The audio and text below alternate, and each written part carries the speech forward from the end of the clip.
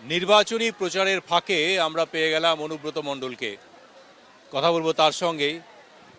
নির্বাচনী প্রচারে এসে আপনি দেখলাম বারবার যে বিশেষটার উপরে বিশেষভাবে গুরুত্ব দিলেন, যেটা বিজেপি বাঙালিকে ঘৃণা করে। আপনার কি এটাই প্রচারের মূল বিষয়? না না, এটা স্বাভাবিক। নাহলে বাঙালিকে যদি ঘৃণা না করে তো বাঙালির প্রতি অবিচার কেন? কেন 2 লক্ষ কোটি টাকা আটকে রেখে দিয়েছে? 2 লক্ষ কোটি টাকা কেন আটকে রেখে দিয়েছে? কেন আবাস যোজনার বাড়ি বন্ধ করে দিয়েছে? ওরা তো বলেছে আপনারা হিসেব দেনই, তাই আটকে দিয়েছে। তো বাজে কথা। এটা বলতে হয়, বলে দেয়। এত কিসের 575 জনকে তুলে নিতে হলো? কি এমন বাংলায় অঘটন ঘটেছে? মমতা ব্যানার্জি উন্নয়ন করছে বলে? কিন্তু বাঙালিকে এভাবে মোচকানো যায় না। বাঙালি মোচকাবে তো ভাঙবে। এই উন্নয়ন শব্দটা বারবার বলেন আপনারা, উন্নয়নটা ঠিক কোন ক্ষেত্রে হয়েছে বাংলার? দুটো ডাইস করে দিন না। ওরা বলেছেন উন্নয়ন রাস্তায় দাঁড়িয়ে আছে, এখনো দাঁড়িয়ে আছে। এখনো রাস্তায় দাঁড়িয়ে আছে।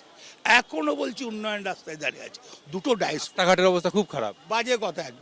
একবারে সাধারণ মানুষকে জিজ্ঞেস করুন যে 34 বছরের রাস্তা কি ছিল, এখন কি রাস্তা হয়েছে, এরা বলে দেবে। যে সমস্ত যুবকরা চাকরি পাচ্ছেন না, 1,500 টাকা করে ভাতা দিচ্ছেন, তাদেরকে বলবেন উন্নয়ন দাঁড়িয়ে আছে। দেখুন, একটা কথা বলি, চাকরির কথা বলেন না। ইউপিতে কোনো চাকরি নাই।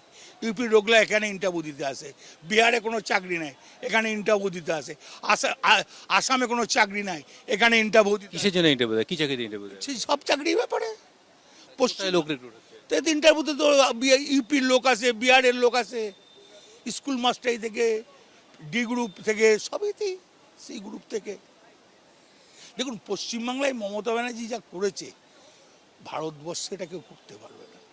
আগে আমাদের ইউনিভার্সিটি ছিল 12টা, এখন আমাদের 45খানা ইউনিভার্সিটি, যেটা তোমার ওগুলো বেশিরভাগই কাজ করে না, কিন্তু ক্লাস হয় না, টিচার নেই, কিছুই নেই। সাংবাদিক হিসেবে বলেন, কারণ আমাদের এটা মুখরোচক না পেলে আমাদের তো চ্যানেল চলবে না।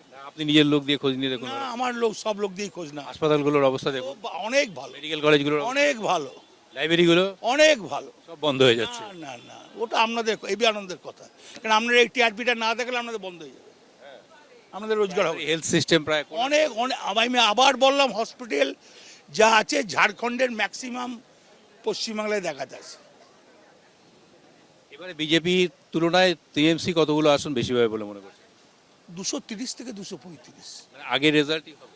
আগের চেয়ে বাড়বে। বাজি লেগে যেন আমার সঙ্গে। আচ্ছা, এসআইআর হলো, এত লোকের নাম কাটা গেল, এই প্রভাবটা কিভাবে পড়বে ভোটে? নাম কেটে গেল। 50 লাখ তো 60 লাখ প্রথমেই বাদ দিয়ে দিল, তারপরে আবার 27 লাখ বাদ দিয়ে দিল। না না, ও তো মিতু আর শিফটিং। যেটা প্রথমে বাদ গিয়েছে 58 লাখ, সেটা মিতু এবং শিফটিং, ওতে কিছু বয়ে যায় না। তারপরে বাদ গেল 27 লাখ। কি হবে? কিছু ফারাক পড়বে না। তাহলেও এত উদ্বেগ কেন তৃণমূলে? আমাদের কোথাও উদ্বেগ তো ওদের। আমরা তো ঠিক আছি। আমাদের গায়ে জ্বরও আসে না, গায়ে ঠান্ডাও লাগে না। যাদের গায়ে জ্বর আসে, ঠান্ডা লাগে, তাদের নিয়ে জিজ্ঞেস করো। এবিপি আনন্দ এগিয়ে থাকে, এগিয়ে রাখে।